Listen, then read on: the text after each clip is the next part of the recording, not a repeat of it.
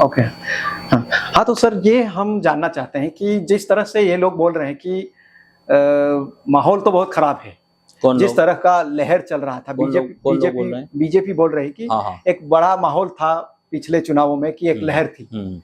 इस बार ऐसी लहर दिख नहीं रही। फिर भी ये लोग बोल रहे हैं कि 400 पार करेंगे। मैं आपको बताना चाहता हूँ लहर क्यों नहीं है, क्योंकि लास्ट टाइम जितना जो बोला था पिछले 2 चुनाव में वो सब वादा खिलाफी हुई है, मतलब वो पूरा झूठ निकला है। तो झूठ की उम्र नहीं होती, असत्य की उम्र नहीं होती, अब वो खत्म हो गई है, ठीक है। बाकी अभी 400 पार किया, 200 पार नहीं हो पाएंगे। बीजेपी अभी 200 पार नहीं कर पाएगी। 200 पार में भी बहुत दम लगाना पड़ेगा।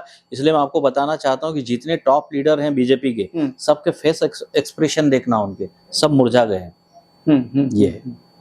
फिर भी मतलब जिस तरह से ये चुनाव प्रचार में जिस तरह से लगे हैं, तो ये बोल रहे हैं कि लोगों को बहुत सारे वादे, गारंटियां और देश विदेश में हमारा डंका बज रहा है, ये सब बातें लोगों खत्म है। देश विदेश में जो ऑलरेडी जो पहले से जो भारतवासी जो गए हैं उनको खबर करते हैं, उनको वहां रखते हैं, ठीक है। और डंका मंका बजने का सब खत्म है मामला। और बाकी की जो चीजें जो है गारंटी वाली, तो इसके पहले वाले चुनाव में वो 15-15 लाख रुपए की बात बोली थी कि सबके अच्छे दिन आ जाएंगे, काला धन हम स्विट्जरलैंड की बैंक से भारतवासियों को वापस लाएंगे, सबके खातों में 15-15 लाख रुपए डाल देंगे। वो गारंटी पूरी हुई क्या? 1 साल में 2 करोड़ युवाओं की नौकरी लगाएंगे, ठीक। 10 सालों के 20 करोड़ नौकरियां लगती, तो फिर आज जो बेरोजगारी का जो परसेंटेज जो बढ़ गया है, लगभग 40 जो स्नातक जो बेरोजगार है उनका तो लगभग बेरोजगारी का परसेंटेज 40% तक हो गया है। और देश का औसतन अगर हम देखें तो 8% तक की बेरोजगारी हो गई है। तो ये सब सारी जो चीजें हैं, जो कहा है वो बिल्कुल नहीं किया। कथनी और करनी में जमीन आसमान का अंतर होगा, इसलिए बीजेपी को इस बार लोग ढेर कर देंगे। फिर भी ये लोग बोल रहे हैं कि हम राम को लाए हैं, उनको लाएंगे, बोल रहे हैं। सुन लो, राम को बीजेपी लाई है, बीजेपी पैदा कब हुई है? तो ये भी कितना बड़ा असत्य बयां है। दूसरी चीज, मंदिर केवल बीजेपी ने बनाया है और हम सब ने चंदा दिया है। पूरे भारत देशवासियों ने अपनी स्वेच्छा से चंदा दिया, हम सबके चंदे से राम मंदिर बना हुआ है।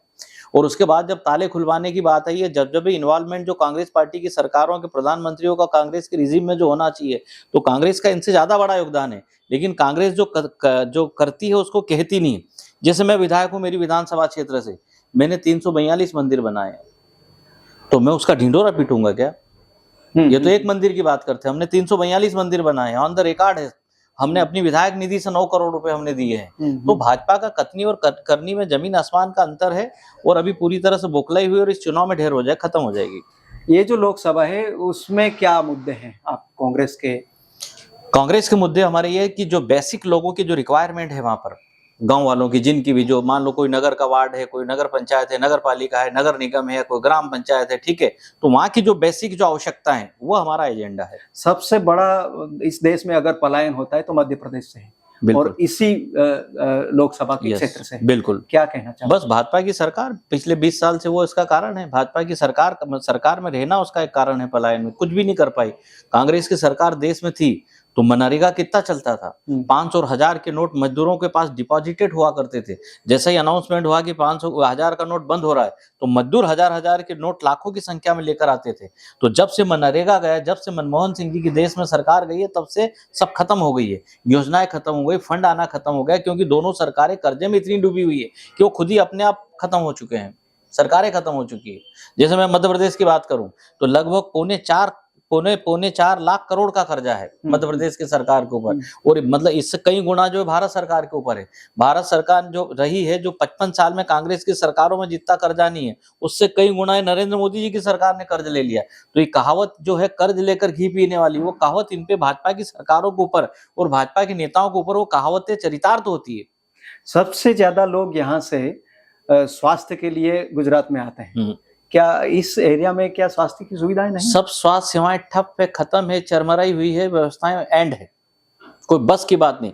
चाहे आप स्वास्थ्य सेवाएं ले लो, एजुकेशन पॉइंट ऑफ व्यू से बात करो, इरिगेशन पॉइंट ऑफ व्यू से बात करो, पीडब्ल्यूडी पॉइंट ऑफ से बात करो, सब जो योजनाएं जो है सरकार की वो खत्म है, चलाते नहीं आती सरकारें। ये तो बोल रहे हैं कि हम लाडली बहना का इस बड़ा सा स्कीम लाए तो महिलाएं हम लोगों को। अब लाडली बहनाओं को सुन लो।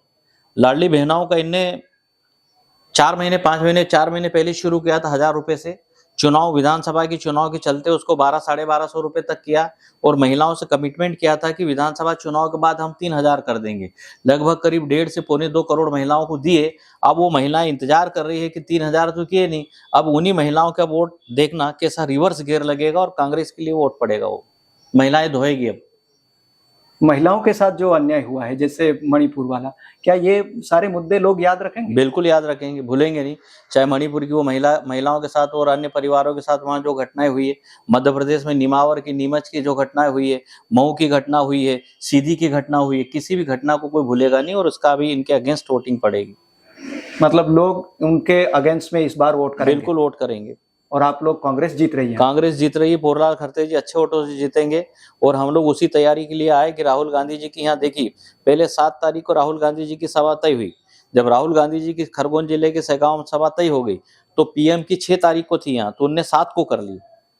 तो मतलब ये वो राहुल जी का और हमारा और कांग्रेस का पीछा कर रहे हैं, लेकिन अब कांग्रेस आगे बढ़ जा चुकी है। कांग्रेस को अभी जो 2 चरण में जो जीती जो सीटों का जो था वो हो जा चुका है और अभी 400 और 300 के पार के जो नारे सब इनके खोखले साबित होंगे। तो इस बार यहाँ कोरलाल खरते जीतते हैं? बिल्कुल, हम उसी के लिए हम लोग लगे हैं कि कोई किसी भी तरीके से कसावट में कोई कमी नहीं हो, अच्छे से वोट पड़े। और लगभग 8 विधानसभा सीट है, 8 में से 5 हमने कांग्रेस ने यहाँ जीती हुई है, 3 में जो है वो बीजेपी के एमएलए है। हमारी कोशिश ये रहेगी कि वहाँ भी हमारा अपना वोट पड़ जाए और 5 में खूब बम्बार्डिंग लीड मिले और कांग्रेस अच्छे वोट से जीते। और मैं आपको बताना चाहता हूँ कि कांग्रेस से गठबंधन की सरकार बनेगी देश में। धन्यवाद। ठीक, थैंक यू। Thank you.